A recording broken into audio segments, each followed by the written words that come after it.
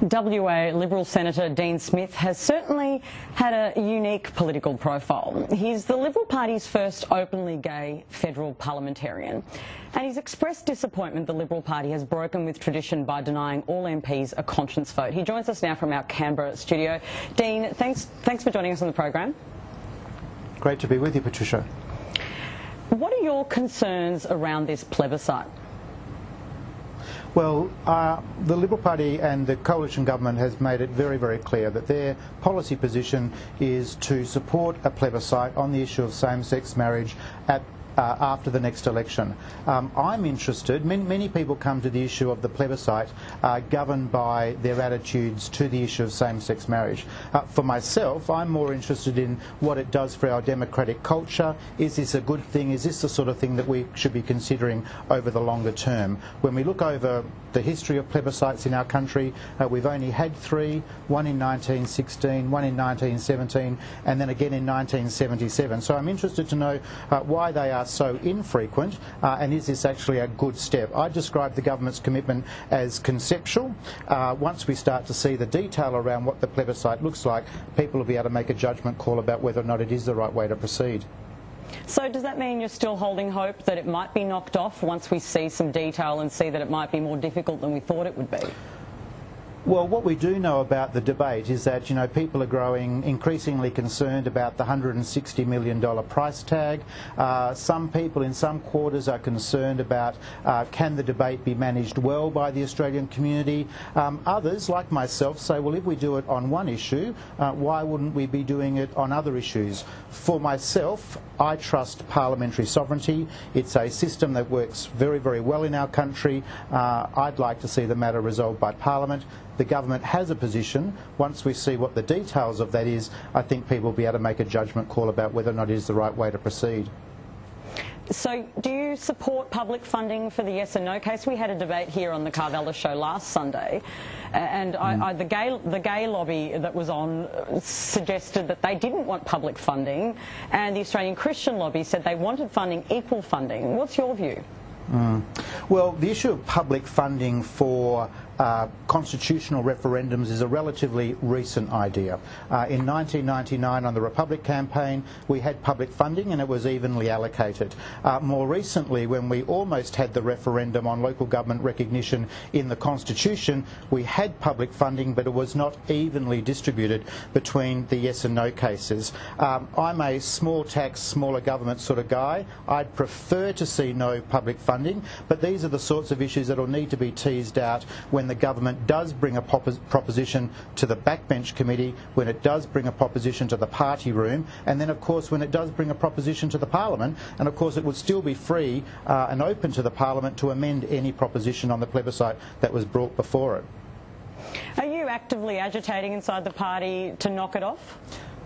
Oh, no, not at all. I think I'm very, very curious and interested to see what that final proposition is. I'll certainly have some strong views to share with people around public funding issues.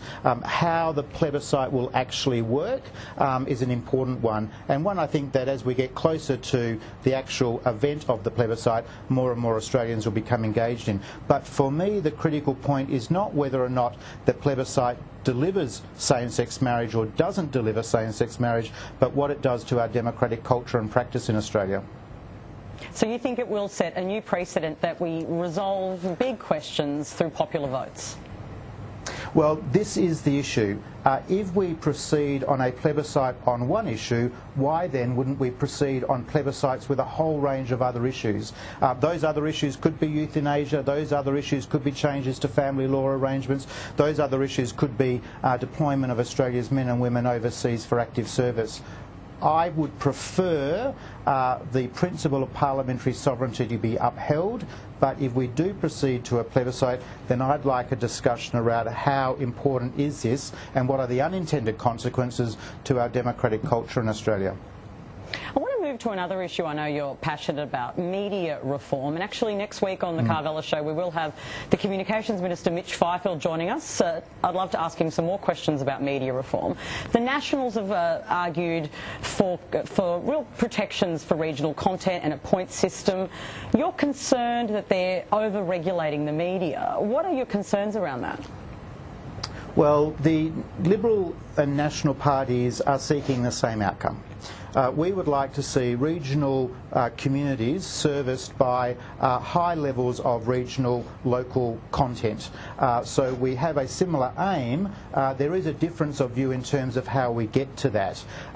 But I argue, and I've argued for a long time now, that the situation is such for regional broadcasters that the status quo cannot be maintained. It is important to recognise that the media landscape across our country, particularly in regional areas, is changing and is changing a lot, and it's beholden on us to ask ourselves, is the 75% reach rule, is the 2 out of 3 media ownership arrangements still working for regional communities? And I would argue that they're not. But you don't want over-regulation to be included in whatever deal is come at. That's your issue, isn't it? That is exactly right. I don't think it is believable or credible for the coalition government to repeal 2 sets of arrangements, the 75% reach rule and the 2 out of 3 ownership rule, only to replace them with higher levels of regulation in our regional media markets. Just finally, on a double dissolution election, you're a senator. Do you think that your party should go to a double dissolution election? Should the Prime Minister call one?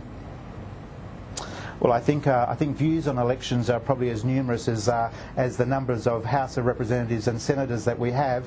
I would like to see, this is a personal view of course, I would like to see the pressure kept on Bill Shorten and the Labor Party for as long as we can. I would absolutely like to see a Senate that is more able to deliver some of those economic reform issues and budget repair issues that our Australian economy needs. Mine is not going to be the deciding voice on this issue, but I think Australians are looking for some stability and would like to see the Senate work a bit better than it has done over the last 3 years. Dean Smith, many thanks for joining me. Great to join you, thank you. And I'll be back in a moment with a